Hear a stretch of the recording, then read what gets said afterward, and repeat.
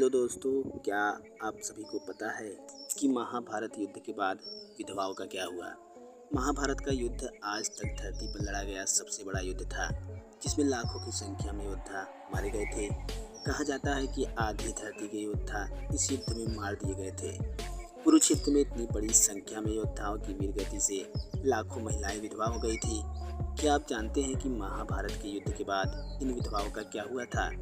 इन विधवाओं के उद्धार की कहानी महाभारत के ग्रंथ आश्रमवासी पर्व के 33वें अध्याय में दी गई है। इस अध्याय में बताया गया है कि कैसे ये विधवाएं मोक्ष पाकर परलोक चली गई थी। इस अध्याय के मुताबिक युद्ध के बाद युधिष्ठिर हस्तिनापुर के राजा बने। पांचों पांडव भाई माता कुंती के साथ ही कौरवों के पिता यानी अपने ताऊ धृतराष्ट्र व बड़ी माँ गांधारी की भी सेवा करते थे।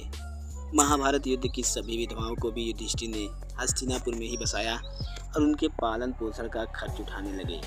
ये विधवाएं अपने पतियों की मौत से दुखी थी, लेकिन राजा से ये नहीं कहती थी। करीब 15 साल बाद धृतराष्ट्र, गांधारी, माता कुंती और महात्मा विदुर व संजय तपस्या करने के लिए वन में चले गए। कुछ दिन बाद पांडव उनका हालचाल पूछने जाने लगे तो विधवाएं भी उनके साथ चली गई। पांचों पांडव गंगा नदी के तट पर आश्रम में चले गए, जबकि हस्तिनापुर से आए बाकी लोग वहीं वन में निवास करने लगे।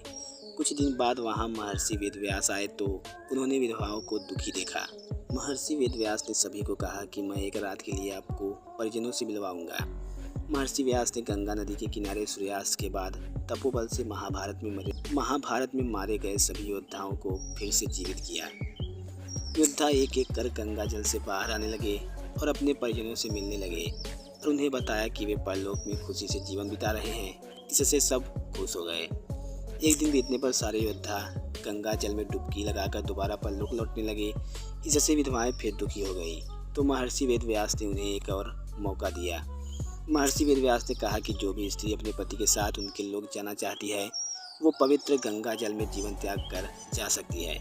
इस पर विधवा स्त्रियों ने गंगा जल में डुबकी लगाई और मोक्ष पाकर दूसरे लोक चली गई।